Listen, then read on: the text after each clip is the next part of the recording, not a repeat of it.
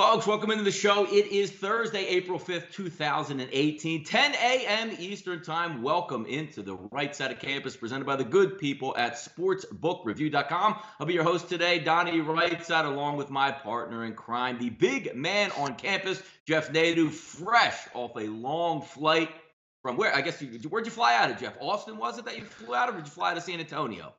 I flew out of Austin, and then I went to Houston, and I'm in Philadelphia, and I couldn't be happier to be back. Donnie, it was a nice trip, but it's nice to get in your own bed and do all the stuff that you would do when you're at home. I'm back in front of the computer today, no hotel. It's nice to be back, Donnie. No, it's got to be. And we welcome you back here. And again, Jeff, you leave that, where were you sitting? Maybe 75, 85 degrees, nice and dry. Probably not a Yeah. cloud in the sky, no rain, relaxation. And what do you get today, Jeff? You come home, it's freezing cold today, and you say, all right, maybe in a day or two it'll get warmer. Low 40s for Saturday and Sunday as well. Come on, man. Are we done with this yet up here? Yeah, it's just I heard it's just a snow on over the weekend. Yeah, it's pretty brutal. I mean, I think it was like 35 last night. I had to go to the store when I got home, and it was bad. Yeah, or winter doesn't want to end for sure. No, it's ridiculous. I mean, you're watching all these games. Last night, Jeff, I didn't actually watch the game, but I caught some highlights. The Minnesota Twins game, Pittsburgh Pirates game, Jeff, looked like a blizzard by the time it ended. It's just, I don't know. You can move it back, but I guess it's just one of those years where it's just really bad weather to start the season and no end in sight right now for any of the Northeast teams. It's freezing cold. Obviously, if you have big investments, Jeff, in your pitching staff, not the greatest thing to be throwing, your aces in 35-degree weather. And that's why they're being real careful with them. A lot of 75, a lot of 85-day pitches where they're calling it a day after 4 or 5 innings. I can't blame them at this point until, we get quote unquote hitting weather here in the Northeast. I guess it's just going to continue until it happens. Yeah, I mean, you got to make sure you watch. Obviously, weather, it's obviously a big deal, and I mean, some of it doesn't matter though. I mean, you look at the wind. That's what's more important, obviously. But yeah, it hopefully gets a little warmer here soon, and you skip. Usually it's spring and then summer, but sometimes it'll go from winter right to summer. Who knows with the weather anymore? But yeah, it's going to be cold for the next week or so for sure. Absolutely. Now, keep it about cold, hot, Jeff. One thing is staying hot. If you see the bottom of the screen, hashtag here they come.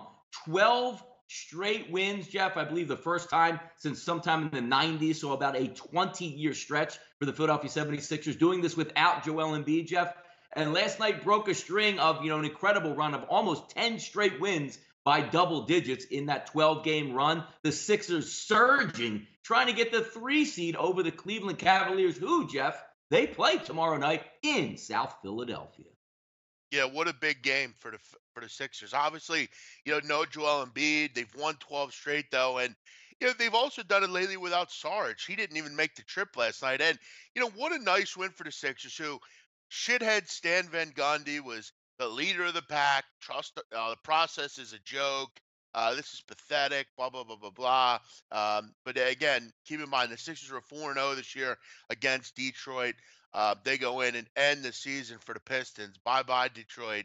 Um, and you look at last night, Donnie. Again, I mean, it wasn't just Ben Simmons. I mean, it seems like every night someone else steps up. Last night, JJ Redick, who I've thrown under the bus. I haven't been a Redick fan here, but he has had these games where once in a while he'll come out and just he can't miss. I mean, he was 5 for 7 last night. He couldn't miss. Um, Bellinelli, what a great signing that was. I thought that was a really good signing. He comes in, he'll give you 15 points, 13 points. Last night he gives you 19. He was 4 for 7 from 3. Just a solid player, solid vet. Yeah, they just continue to surprise Donnie. And it was funny. I actually had WIP on when I was driving home last night, and some guy called in after the game and said, "I think the Sixers are better off without Embiid. This is great." And just stupid sports takes that you hear, but yeah, they're dangerous, man. If they can get to, I'd rather be the 4 seed, frankly. I'd rather play Indiana than Washington, but you know, what a great position to be in. I don't think the Cavs are anything special. Why can't the Sixers beat them at home? Donnie, they've lost one time at home Yeah, since I think yeah, like Christmas. I mean, it's yeah. No, pretty you're right. amazing, really. Which goes to show you how nice it would be, obviously, to get the 4 seed, so you have that first round game, but get the 3 seed to try to even, impose your will a little bit more. Obviously, Jeff, in Philadelphia, we always like to say we wear our heart on our sleeves. You're right, because you do hear the little clamoring behind. Well, maybe we should trade Joel Embiid while the timing is right in the offseason before he ends up getting injured because we're already better without him. The same people, Jeff, what do they probably say? We would like to see Nick Sudfeld versus the Atlanta Falcons and also fire Gabe Kapler after 3 or 4 games. Never a dry day in Philadelphia sports talk radio here, Jeff. No, no. They love to come up with these weird takes, but yeah, the the Embiid take is really bad. That's ridiculous. Moving on, Jeff. RG3 makes an appearance after not playing football last year. Worked hard, I guess, to try and get back to the league. Stumbled on going to the Ravens, Jeff. If I read the story correctly, he was brought in for a little look-see, but he was throwing to wide receivers that they were supposed to make the team. But I guess RG3 looked good enough where he actually made the football team. Again, probably not going to start, obviously, over Joe Flacco, Mr. Elite quarterback himself, but nice way to get back into the league. You come in a cushy backup role if you're needed. Maybe your body healed over that, last year you sat it out. Maybe he can make a run. I don't know how much he's going to do with his NFL career because he is a little bit brittle, but hey, if you're going to get back into the league, you have to start somewhere. Yeah, and I mean, look, people will knock the move and say, "Oh, well, he can't stay healthy," blah blah blah. But again, he's better than Ryan Mallett. I mean, and he's cheaper. I mean, you cut a little move there. I mean, from what I'm reading here, Ryan Mallett made $2 million. I mean, you'll cut a little bit of money by signing Griffin. Look, I think he's better than Mallett. We all know Donnie. At the end of the day, I still think he's talented, but he just hasn't been able to stay healthy and gotten on the football field. But yeah, I mean, for him, it's definitely a nice little move. You come up, you get a paycheck, you chill on the sidelines. Maybe you're needed at some point, but I'm not really sure how he fits that offense there, frankly. But what do I know? Yeah, no, it's gonna be. I mean, Baltimore is one of those teams that is slowly declining. It seems since those Ray Lewis, Ed Reed days, and we'll see what happens. But hey, he's back in the league, and it never hurts to get some reps. And you never know what happens because this league is now turned into a little bit more, which you saw with Deshaun Watson down in Houston. If you can put in those packages where the quarterback technically doesn't have to run, because if you remember, Jeff, with that Shanahan offense in Washington, yes, it was electric. But RG3 was taking a beating running the football on that read option. Now they've scaled it a little bit back, see if they can put in some packages for him there, Jeff. On the bottom line, obviously, we only have enough room for certain things, Jeff. But I know you wanted to get in a segment here talking about some Liverpool soccer fans, Jeff. What's up on the sporting scene with Liverpool? I was just kind of. I'm not gonna say I'm proud to see this because I don't think it's like a proud moment for me. But I did like to see that there is still some fire under some of these English football fans. I mean, lately, the last couple of years, they've been a little kind of under the wraps. We haven't seen a ton of this kind of stuff. The hooliganism was gone for a while, but looks like it's back. I'm happy to see it's back. It reminded me of Philadelphia, Donnie, when the Vikings bus was driving through Philly and it got pelted with bottles. Listen, in this city, we hate the opponent. In Liverpool, they hate the opponent. And it reminded me of back couple years ago, even 5, 6, 7 years ago, when Champions League football was huge. Those European nights in England where, when you came to Liverpool, you came to Manchester, wherever you came, it was like a cauldron. And that's what's lost in sports. You have to, I'm not saying scare the opponent, but make the opponent concerned. And if you, from what I heard, what I read, the Manchester City just coming in there had no shot with just the way everything kind of lined up. The fans were great. I'm not going to say that you should be throwing bottles at windows and stuff, but I'll tell you what, I'm sure they'll always remember that night they went to Liverpool and played. And you saw on the field 3-0. They got crushed, City. I just thought it was interesting. It's nice to see that. Not back. I don't condemn any of that stuff, but it's nice to see the fans, and they have great fans up in Liverpool. Donnie reminded me a little bit of that Minnesota Vikings bus when it drove through South Philly. Remember that? Yeah, no, hey, passionate fan bases. Isn't that what everybody wants to play for? It's how you get fun. That's how the city. I mean, hey, nobody's, we're not going to, tip the bus over as they go or drive separate buses into those buses. But it's fun to razz the competition because you need that psychological edge. When you're coming into a certain city or a certain area, when you drive the bus through, you're being prepared for battle at that point. We lost a little bit that at the vet, and it looks like we're getting a little bit back, but you're right. I like it.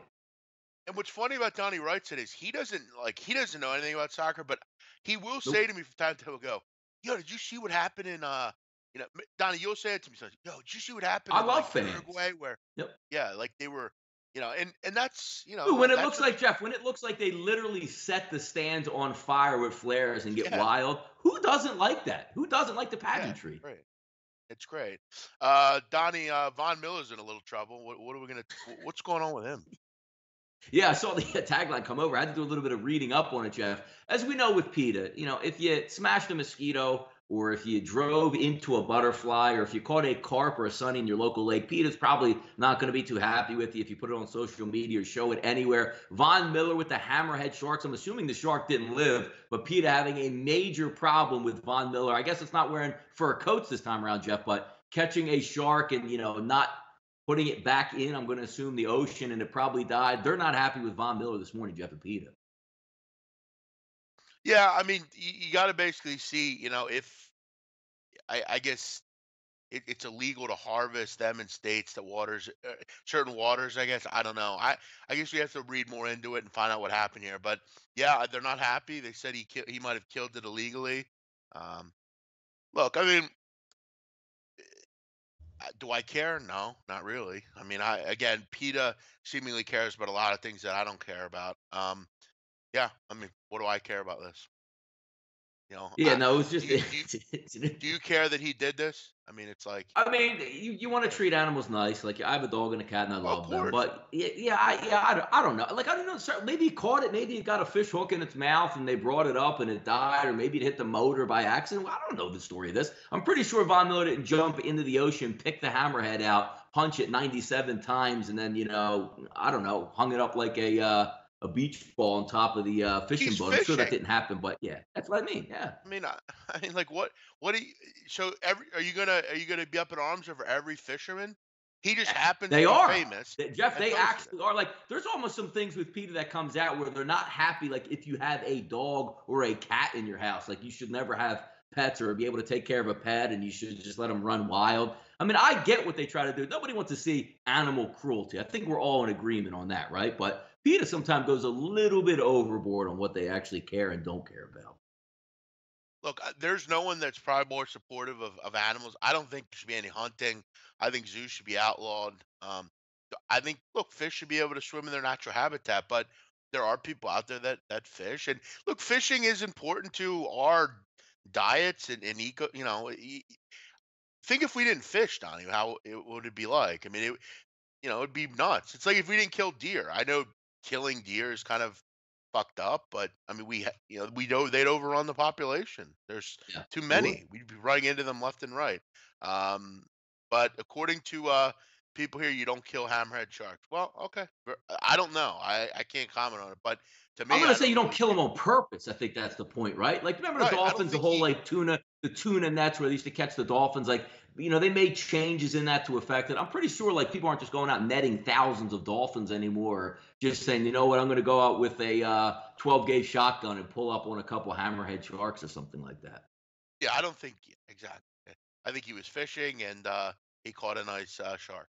Uh, should he have given the shark back? Probably, yeah.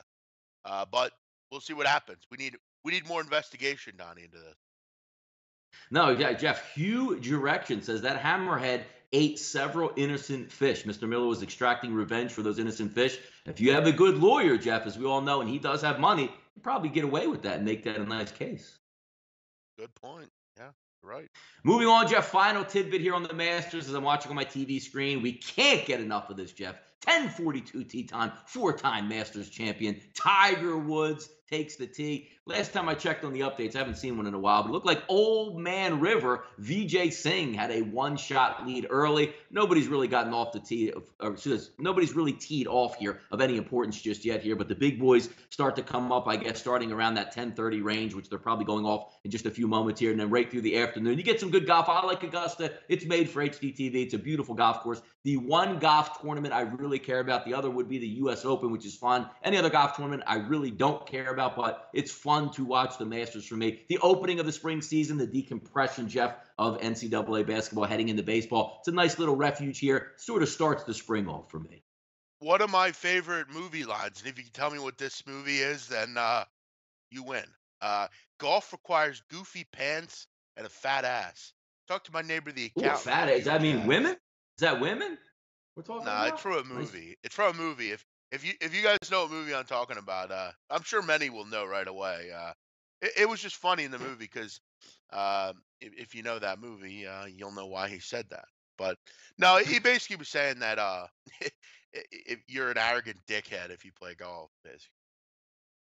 I mean, yeah, I mean, back in the day, you're right, but that stigma has pretty much changed. The only problem, Jeff, is the whole Tiger Woods surge. When he came on board, like 97 in that range and became a pro, you saw the surge of golf courses go up left and right, and the surge of people playing the sport because of how popular Tiger Woods was, and also being a minority. Jeff gave that whole new vision, saying, you know what? He can do it. I can do it. If you're a kid from the inner city or from the suburbs, or just a minority in general, it was great. And then you saw as it went over, God, Jeff, if you haven't known, you probably don't play much golf or haven't played much in the past, but everybody can agree it's expensive. Like, you can go to the mall, you can go shoot hoops down the corner, you can play soccer or baseball, and it's not going to cost you anything. But a lot of times going to some good golf courses, Jeff, you're playing in excess, even in a municipal course, $65 to $130 in greens fees. Plus, obviously, buying the golf balls and the expensive clubs. It's an expensive sport, and that caught up. So you saw a downturn after, that 2006, 2007, the same time the economy started going down. Golf courses took a hit, golf courses closed. And again, that's a lot of money that you're spending, which that surge from Tiger in the late 90s really helped build. But as we know in anything, Jeff,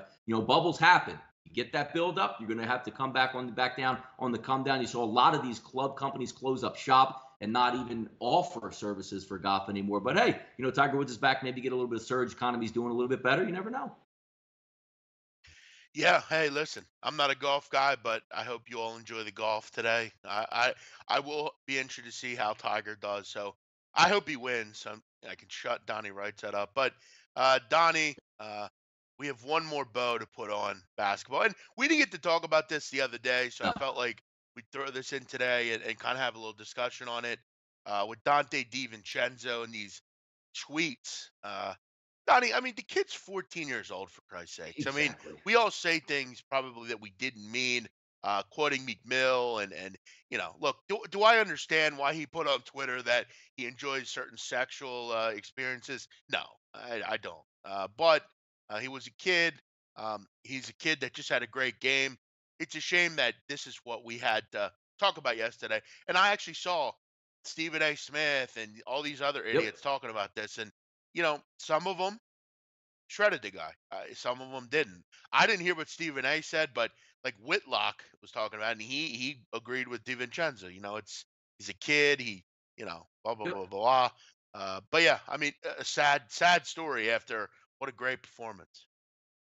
No, you're right. And actually, Jeff, Stephen A. Smith, which we know he's a blowhard, and he's paid to give contrarian views and, sort of stroke your mind and get mad at him, Jeff. He was the same as everybody else with a sane mind yesterday. The kid was 13. There's a reason why, Jeff, where if you're a 13 or 14 or a 12-year-old and you commit a crime, let's just say, theft of something, you get tried as a juvenile. Why? Because you're a kid. Half the time, you don't know any better. You're just trying to impress somebody, and you don't think about long-term consequences. He's quoting a Meek Mill song. Jeff, he probably opened up Twitter when he was 13 years old and had 3 followers, which were all his buddies, and was just having fun on Twitter, saying dumb things like we all do as kids. And I say to this day, I'm 40 years old. When I was back in college, I thank God every single day of my life, Jeff, I didn't have A, social media, and B, a phone that could record video, because I would have been in trouble as well, the same way just about everybody else is. They're kids. Let it go. Nothing was malicious done. The only thing that was wrong, and I get the snapback reaction, when you're asked and caught off guard, you're probably going to try to concoct something and make something up on the scene, which is just human nature, or your PR department who doesn't know what's going on just says they were hacked, because everybody goes to that. As soon as hey, I was hacked. Why'd you write that last night? I don't know. Somebody somehow got my password and just went into my account and hacked it. But nothing was done wrong here. This is a mountain out of a molehill. Let it go. He was a kid at this point. Did he do it when he was 21 at Villanova? No, he did it when he was 13. Big story out of nothing, Jeff. I can't even believe they brought it up. Yeah, no, and that was the worst part of the story. The fact they actually said, well, Villanova said, well, it wasn't him, it was hacked. No, I mean he said it when he was a kid. I mean, listen, it is what it is. Do I understand why he said the you know what I'm talking about, the F word? I'm not going to say Yeah, it I here. mean, It's yeah. you know what I mean. I don't think there's any, Like, go suck a dick blank. I mean, there's no need for that, really. But again, when you're a kid, you say those things. You call your friends that, or whatever. I don't know. and nobody's watching. Kid, Like, he's not famous at this point. He's just a kid. Like, again, yeah, how many followers did he have? 10, which were his friends. I mean, it gets caught up in that whole big spinning loop there. Which, look, come on, we say dumb things, but we are a forgiving society in America. If it was handled a little bit differently and he wasn't ambushed, he probably would have stepped back and thought and said, you know what? Dude, I was a stupid kid at 13. I said dumb things. Everybody would have said, you know what, he's right, and moved on from it. The same way when you look at guys in sports that just admit it. Andy Pettit of the New York Yankees, Jeff, came out straight up and said, I did HGH. I was wrong. I did it a few times, but I did it. Nobody cared after that. You know what they care about, Jeff? Barry Bonds, because he won't admit he did wrong. We are a forgiving society. Admit it, move on, and people forget. and you know what? This goes back to the general patheticness, and I don't know if that's a word, but it is for me today. This is the general patheticness of Twitter. These are all these people have. Their goal is to bother you no matter what you do. And that's why for me over the years, I don't give a fuck anymore about what anyone says about me on Twitter because it doesn't, no one gives a fuck. No one cares. I know you all want to bring me down and bring Donnie down or bring Dante DiVincenzo down, but nobody cares. We're just all better than you. That's the point of it. We care. You care about us. We don't care about you. But it's a sad thing. It's a sad state that people actually went back just to bring this kid down. It's there. You know what the big problem in this country is, Donnie?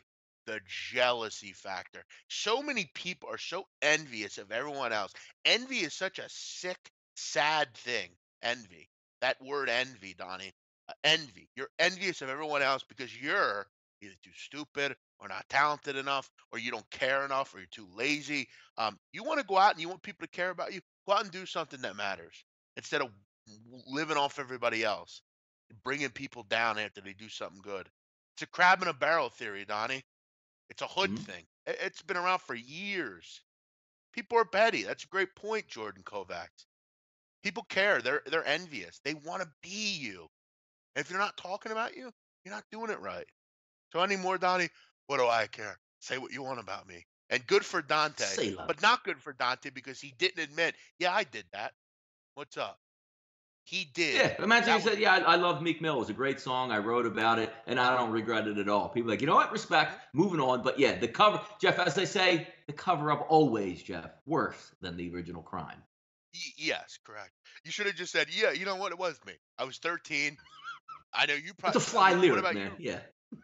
Yeah, I love that lyric. I'll say it again right now.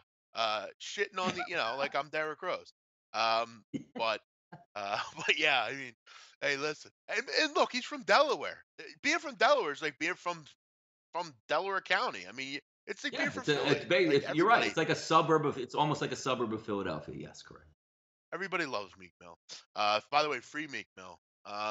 What's next for Nova? Well, I listen. I Yeah. think what's next for Nova is Villanova is going to be very good next year yet again. And here's your opportunity, people.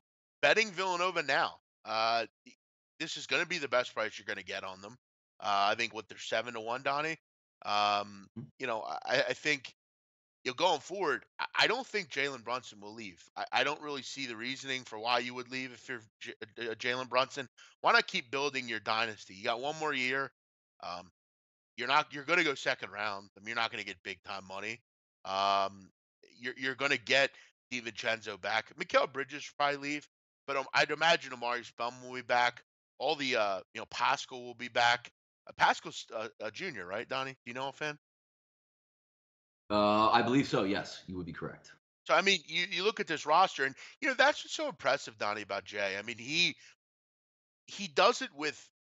I mean, none of these guys are 5-star recruits, Donnie. None of them. And the only senior you have is is no one really. There's no seniors on this team. The only person you'll probably see leave is Bridges. Donnie, other than that, they have to be the favorite next year because I know Duke is more talented. They're getting all these big time recruits, blah, blah, blah, blah, blah.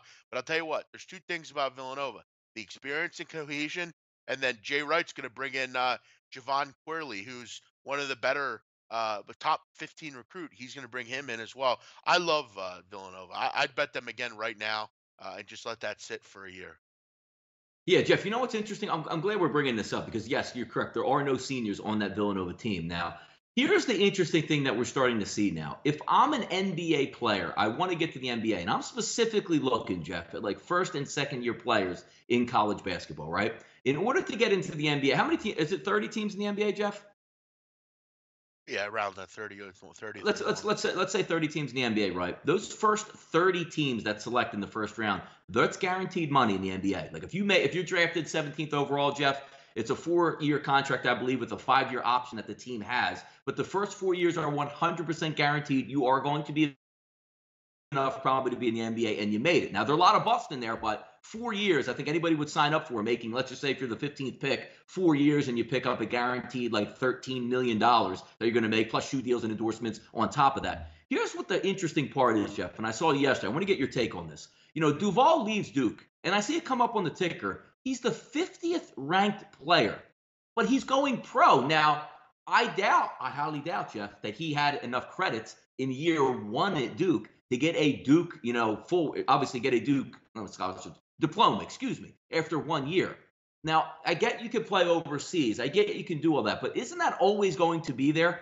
If you're not going to get drafted in the first round, understand, like, what is the point, Jeff, to going out when you're the 50th ranked player and only the top 30 get guaranteed contracts, and you could stay longer, maybe get a great degree from Duke if it doesn't work out, and you can still go play overseas. What's your point of view on that at this point? Yeah, I've always wondered about that. Like I saw Quentin Rose went to the draft from Yeah, Temple, what? Donnie. I mean, Exactly. like Yeah. these kids again, and luckily he didn't hire an agent, which is a smart idea. But yeah, I don't understand that either. I don't really get why. Look, and I get you want to go and you want to make a little money, but you have to have someone around you that says, listen, Trevon. I mean, listen, Trevon Duval's not an NBA player to me. I mean, at this point, I mean, could he Yeah. make a roster? Maybe. But it is very. I don't think people quite understand how difficult it is to be in the NBA and be good in the NBA and make a lot of money in the NBA. Listen, I remember hearing this and I'll always remember it.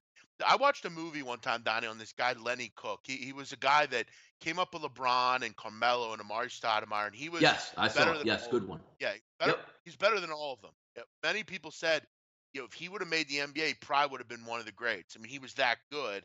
But he again was envy. He just couldn't. He thought he was better than he really was. He didn't want to practice. He didn't want to go play, high school. He wanted to take years off. He just blah blah blah. The draft came. He didn't get drafted. Now he's in the middle of North Carolina somewhere, not doing nothing, and he's a bum. But I remember in that movie they had it was kind of through his eyes. It was through his documented eyes, basically.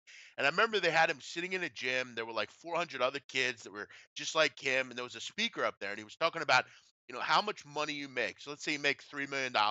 How much money goes to your agent, and then your different taxes and all this stuff. And he goes, at the end, he goes, there are 300 and whatever amount players in the NBA. I don't know how much there are. He said, you are really one in a million.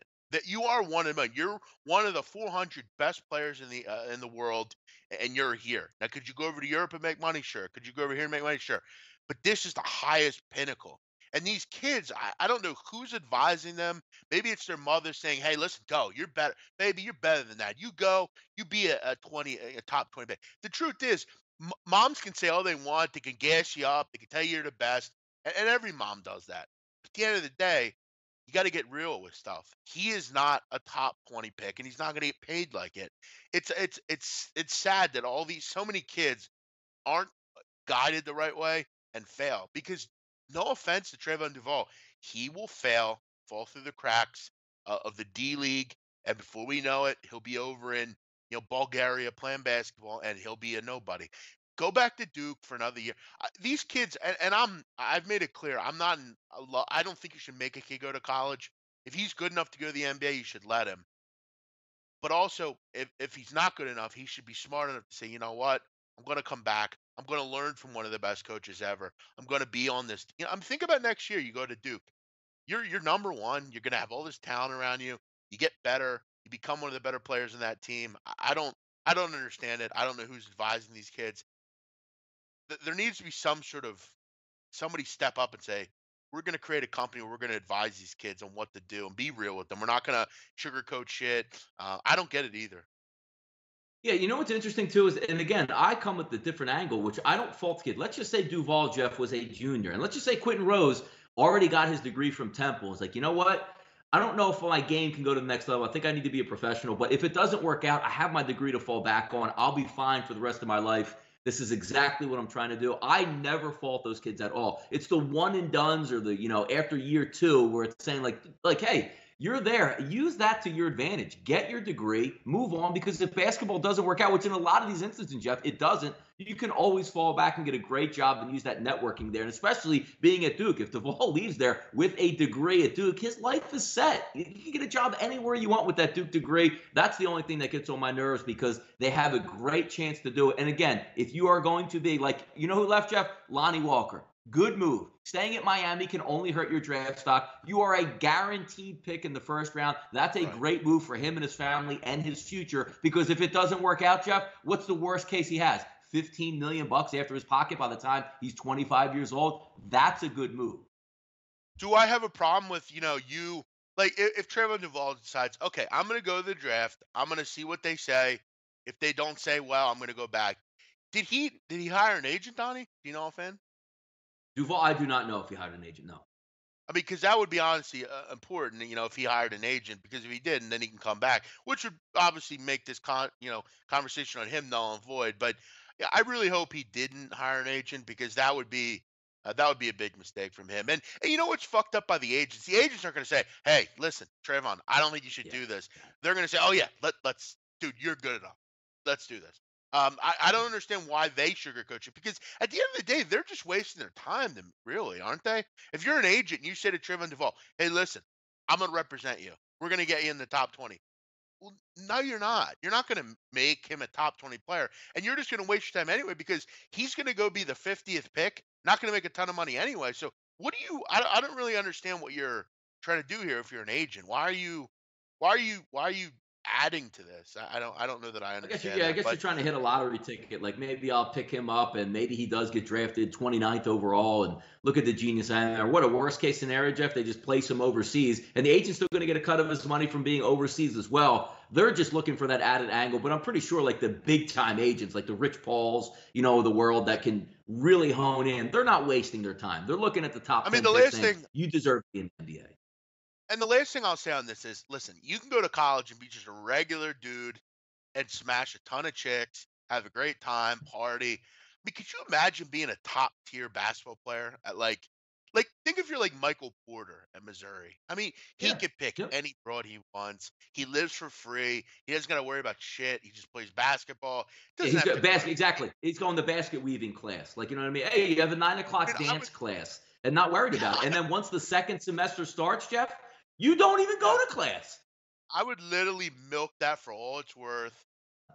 You know, be different. Win basketball games. I'm The not saying real go big man 4 on years. campus with nothing to do but time on his hands to go play hoops, play in front of a national audience on ESPN, and then you're about to be a millionaire in a matter of months. That's got to be a pretty cool life.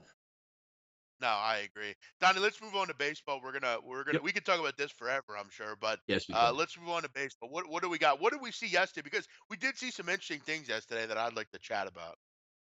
Yeah, so we'll start with the Yanks right off the bat, Jeff. The back to back to back. I mean, obviously, I don't think it was, but the big three in New York all get off at the same time after the day before Sir Didi going off with 8 RBIs. This is about what we expected from the New York Yankees. They got a good pitching performance yesterday, but their lineup is going to hit. That's a small ballpark with absolute lumberjacks at the plate. And wait, Jeff, till it gets to be. We're going to be sitting here, Jeff, maybe July 17th, July 21st, whatever it is, 91 degrees at first pitch at Yankee Stadium, and they're damn near going to be hitting the balls out of the damn stadium on the Jerome Avenue. The Yankees yesterday, that's a little bit of a glimpse of probably what you're going to get when they play at Yankee Stadium. Just pounded the Tampa Bay Rays. What do we know about the Tampa Bay Rays? Probably not going to be good this year, but that's what a Yankee performance is probably going to look like a lot this summer, Jeff. And this is where I want the lineup to be, or some form of fashion where you want the lineup to be. You want that 2, 3, 4 of those guys, right in a row. Didi basically right behind Gary Sanchez. I want Drury at third base because I think Drury's a good player. I love that move. I was flying to San Antonio the other day, and Drury had that big game. I think it was the third game of the season. Drury Donnie is a good player. I want him at third base. He's a good utility player, can play multiple positions. I want him at third base. Okay. I want Torres in at second. I know you don't like Ronald Torres, but I do. I think he's a good second baseman. I think he's a decent little hitter. I think he's more valuable than people think. Torres. I want him at second. But yeah, that 3-4-5 or 2-3-4, whatever it is, and you can even say now 2-2-5 because Didi is right there. I mean, look, Stanton. I mean, he's hitting 80.87, Donnie. He's had those home runs, but other than that, he's struck out a ton, and that's what he's doing. But again, that 2-3-4 and then now 5 is so huge. And Gardner's got to get on base. Gardner's going to take a lot of pitches, yes, but he's got to get on base. That's obviously key. But yeah, this lineup is among the best in baseball. They just need to obviously, and Severino's been very good. I mean that's what we like. That's another thing we have to like to see. I mean, he goes 7 1/3 yesterday. He was great in his first start. You just need Tanaka to keep pitching well. They'll make a move if they need to at the deadline. But yeah, I mean, I couldn't really ask for more if you're a Yankee guy right off the start of the season. But yeah, I like Torres and I like Drury. I need to see them in there most days.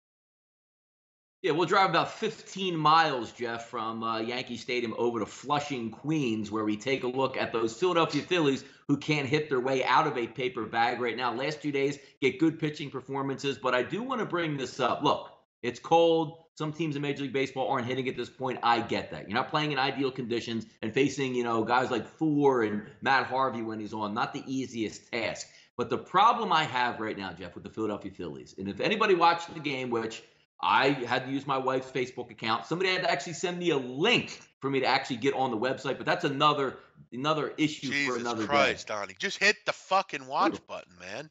It wasn't coming up for me at all. I had to have somebody actually send it. And then I made the joke out there that, Jeff, you're talking about the New York marketplace, right? The Philadelphia marketplace. That Facebook Live was bouncing between 35 and 75,000 people watching the game. What lunatic in Major League Baseball thought this was going to be a great idea? Or maybe they laughed and said, yo, Facebook's going to pay us for this. They're going to get like 35,000 like live views, as opposed to if it was on TV getting millions of views or hundreds of thousands of views. But let's forget about even that, Jeff. Let's talk a little Gabe Kapler yesterday, right? Actually, now, Donnie, quickly. Go ahead. Yeah. I just want to bring this up quickly. I actually don't hate this idea, and I'm going to tell you why. If you're at work, it's way easier to watch Facebook Watch than it is your TV. Nobody's at home, Donnie, and that's the truth. I mean, Jeff, you're right. I'll let you get your point. I completely agree, Jeff. If you put it on Facebook, but still had it on TV because you wanted to promote Facebook, that's a win for everybody. But the fact that you could only get it on Facebook was ludicrous. But the thing about it is, Donnie, me and you, we're not normal. Most people aren't at home during the day. And listen, I don't hate this idea because there's so many. What happens if you're a sports bar? What happens if you are a sports bar, though, Jeff? I hear you. I mean, the thing is, though, most sports bars aren't open at 1 o'clock in the afternoon.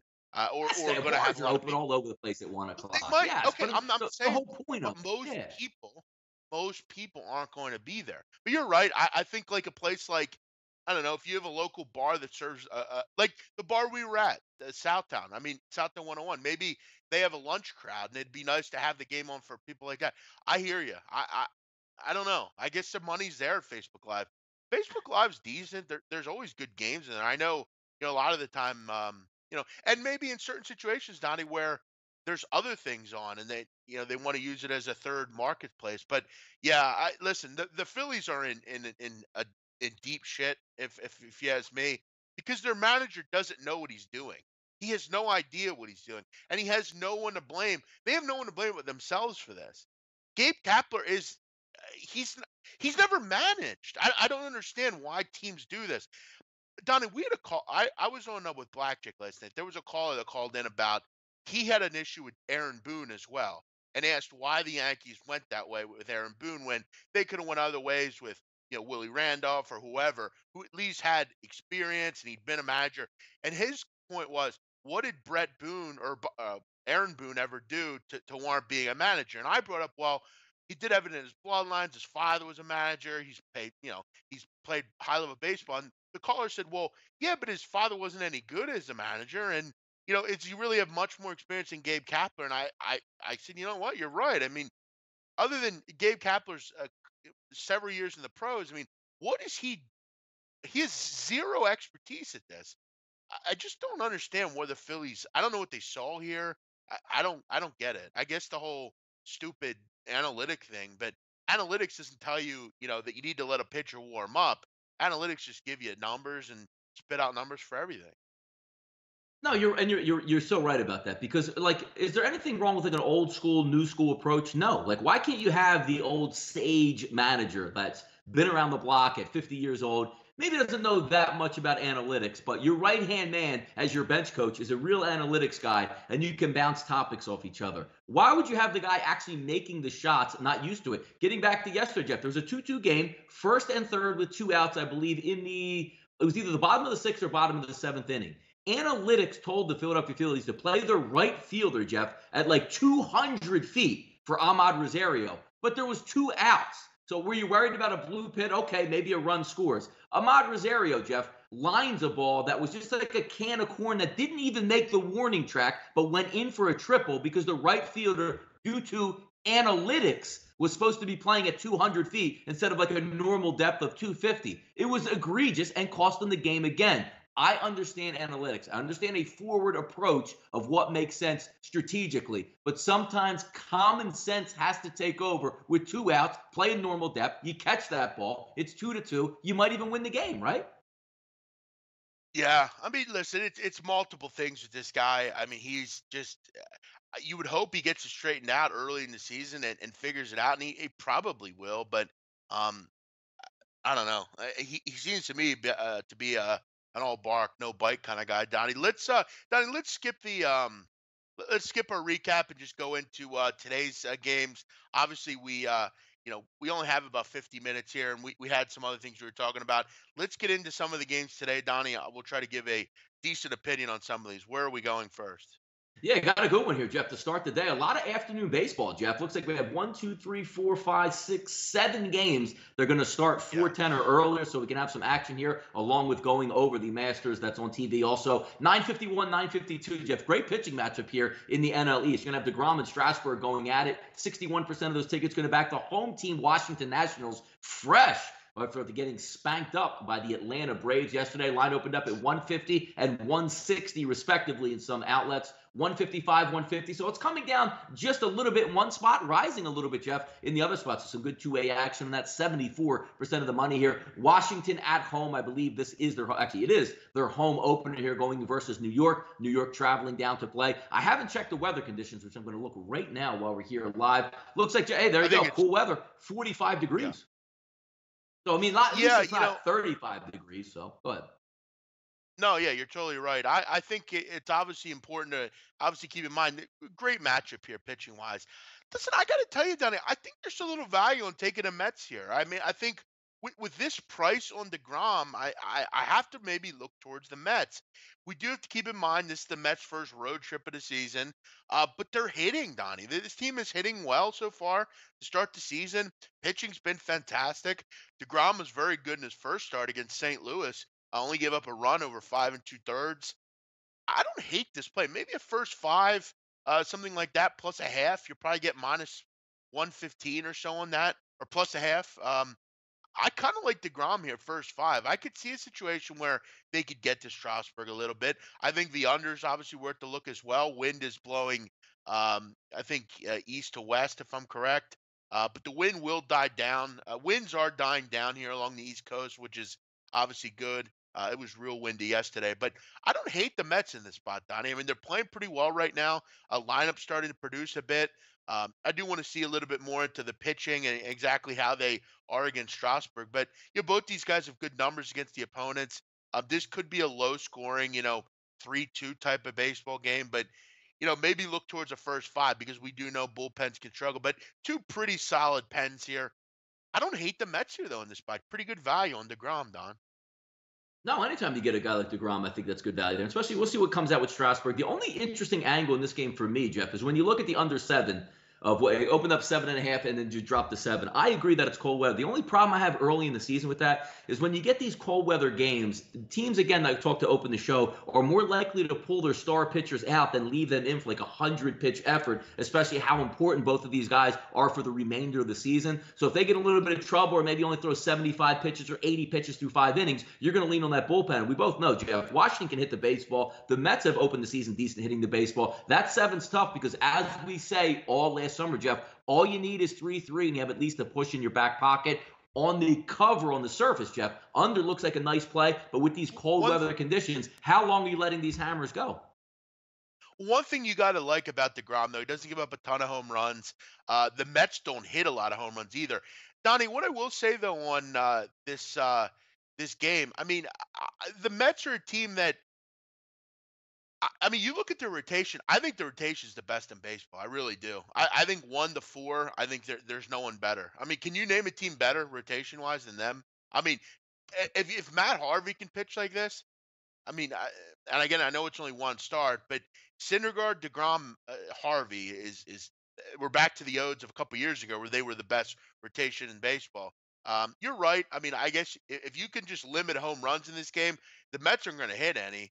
If the wind's blowing in or blowing, kind of side to side, I don't hate the under. But you're right. I mean, bullpens are always the kind of the randomness of baseball. But I kind of like the Mets at this price. I mean, it's rare you're going to get the Grom at plus 140, plus 135.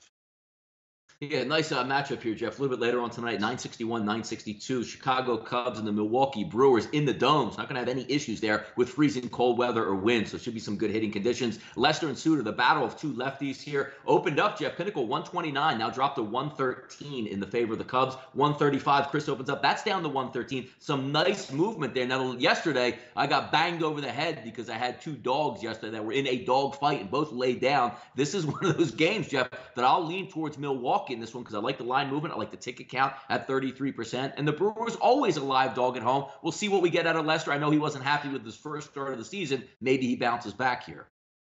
Donnie, you see why I took this game, right? You know why I took this game? Why did you take this game?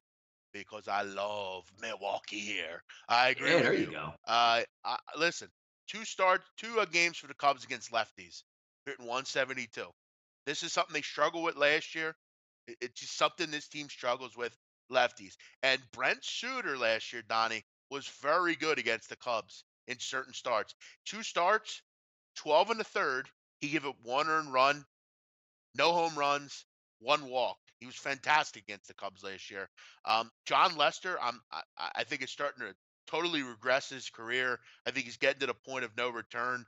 And this Milwaukee lineup at home, I love them at this price. I mean, you mentioned the ticket count, you mentioned the number. I think a lot of people will see Lester against Suter and say, "Wow, the Cubs with Lester only 113. I'm all over that." Why'd the line drop is the big question. This is a stone cold Milwaukee line at home. Give me the Brewers. All right, got about 5 minutes here left in the show. We just got the alert, so we do have time, Jeff, for at least one more game here. 967, 968, Seattle and Minnesota. Jeff, look who's pitching for Minnesota here. The good friend Gibson here on the mound. What are you going to get out of him? Every year we wait for him. Ooh, good sinker ball pitcher. Keeps the ball low, keeps the ball down. But somehow, Jeff, the ball always finds the seats on Gibson. Paxton, not a very good start to open the season. Maybe he bounce backs here. If we take a look at some of the specifics here, 41% of those tickets, Jeff, coming in on the Seattle Mariners in this one. They open up at minus 116 as a favorite on the road with Paxton on the mound. Minus 109 it drops down to. Chris opens up at minus 119. That backs down to 110. So it looks like 59% of the tickets, the public money coming in here on the Twins, pulling that number down here in the battle in the Twin Cities today. Yeah, Paxton, I think this is kind of recency bias on people. They'll look at this and say, but then you got to think, well, maybe not, because if I'm looking at James Paxton, I'll say to myself, well, he had a bad start in his first outing. You would think he'll be better, but it is a road game against a pretty good lineup, and Gibson was fantastic. It's hard to go into Baltimore, Donnie, and throw a shutout. That doesn't happen very often. He was really good on the in that first start. But I mean, we all know James Paxton, but James Paxton struggled towards the. I know he was injured towards the end of the year last year. Is he fully healthy? That's a bit of a concern against a pretty good lineup here.